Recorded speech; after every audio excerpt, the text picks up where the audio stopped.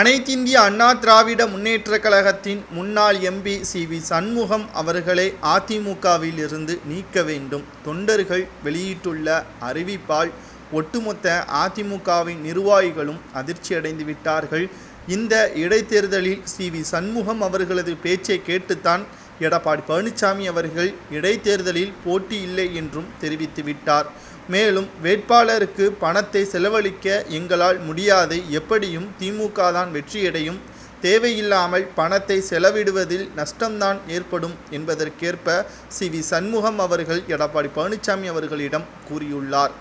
அதிமுகவை பொறுத்தளவிற்கு வேட்பாளர் வெற்றியடைய வேண்டும், அதற்கு என்ன வேண்டுமெனாலும் பண்ணலாம், மக்களிடம் எப்படிப்பட்ட பிரச்சாரத்தையும் மேற்கொள்ளலாம். பணத்தை மட்டும் முன்வைத்து இதுவரை அதிமுக செயல்பட்டது கிடையாது. அது எப்பொழுதுமே திமுகவின் நோக்கமாகத்தான் இருக்கும்.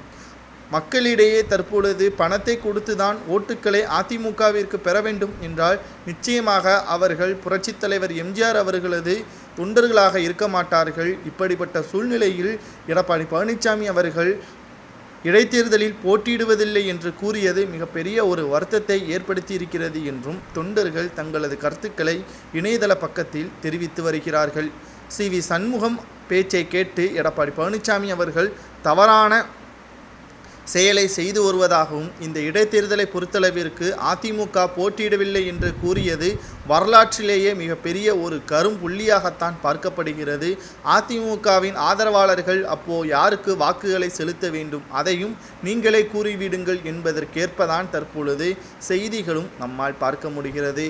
மக்களுக்கு நன்மை செய்ய வேண்டும் என்பதற்காகத்தான் தேர்தலை நடத்தப்படுகிறது. அதில் வேட்பாளர்கள் நிறுத்தப்படுகிறார்கள். பணத்தை செலவிடுவதில் கஞ்சத்தனம் ஏற்பட்டால் நிச்சயமாக அதிமுக மிகப்பெரிய ஒரு சோதனையான தலைமையில்தான் இருப்பதாக தற்பொழுது தகவல்களும் வெளியாகியிருக்கிறது.